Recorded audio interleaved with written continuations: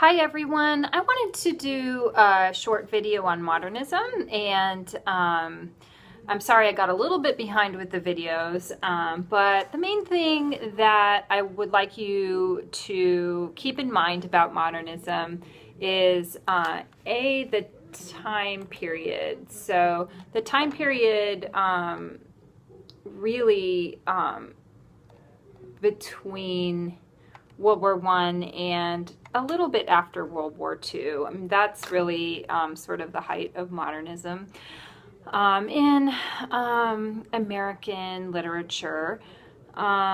So I think the easiest way to understand the aesthetic change that happened is to look at a poem that, like, sort of bad Victorian, late Victorian poems that were written in the 1880s and 1890s. They were very romantic and very, the images were sort of boring and they rhymed and things like that.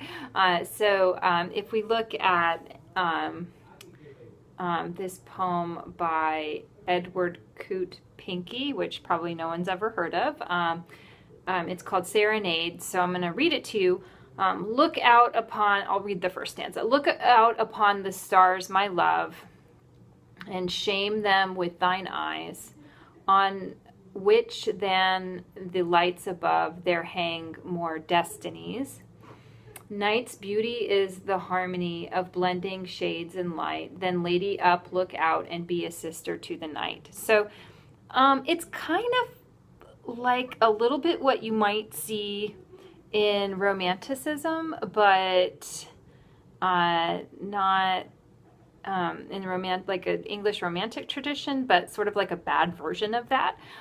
So when you look at someone like Gertrude Stein, she was very innovative. People didn't even consider her poetry, poetry, but just want to compare her writing with that, and you'll get a sense immediately of the difference here. So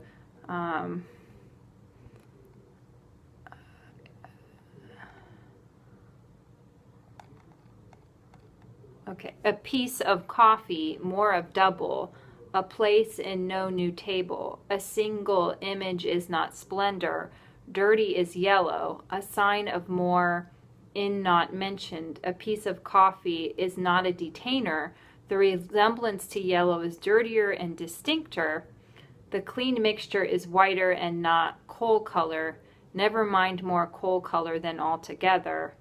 The sight of a reason, the same sight slighter, the sight of a simpler negative answer, the same sore sounder, the intention to wishing, the same splendor, the same future. So if you take a look and you listen to that, my colleague was trying to get in here, you can just, immediately see the differences in the aesthetics. And Stein was very influenced by the Cubist painters and was very much involved in the arts movement in Paris. There is a Woody Allen movie, I think it's called Something at Midnight. Let me look it up. I really recommend it, and it might be great for your students too, because she's in the movie. She's not really like there's a character. She's a character. It's called Midnight in Paris.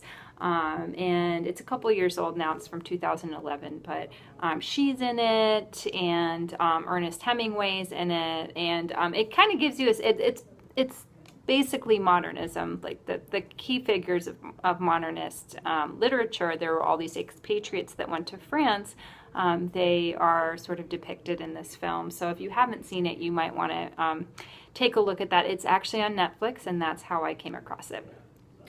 You can look at the website on Blackboard, and there's a lot of information. I have a pretty extensive PowerPoint on modernism, but I just wanted to call your attention to the aesthetic differences between, well, like someone like Stein was really reacting against these late Victorian poets whose poems weren't that interesting, and they really wanted to be innovative and create new forms and not rhyme and sort of kind of think outside of the box so that things were more abstract in some way. And I don't know if you've read The Wasteland, but obviously Eliot's Wasteland is a the sort of the quintessential example of this kind of innovative style that that really trying to break with the past. And there are a lot of reasons for this, but the main reason is the sort of modernization of the world and the sort of world that became more technical, more mechanized. You probably know mechanized warfare, this sort of alienation that people felt through this kind of mechanization of war. And these, wars where millions of lives were lost obviously had a great emotional impact on artists because, they felt that their lives were fractured and that this sort of sense of God was sort of in the in the background, or kind of going away, and that God is not as an important source of power, or not as important, and sort of the sense of sadness at the world that was really falling apart before these people's eyes. So again, older forms are too traditional and out old-fashioned. So there's this idea that there's something called the avant-garde. That's actually a term from war, which means it's like the front line troops. A lot of these folks wrote manifestos, artistic manifestos.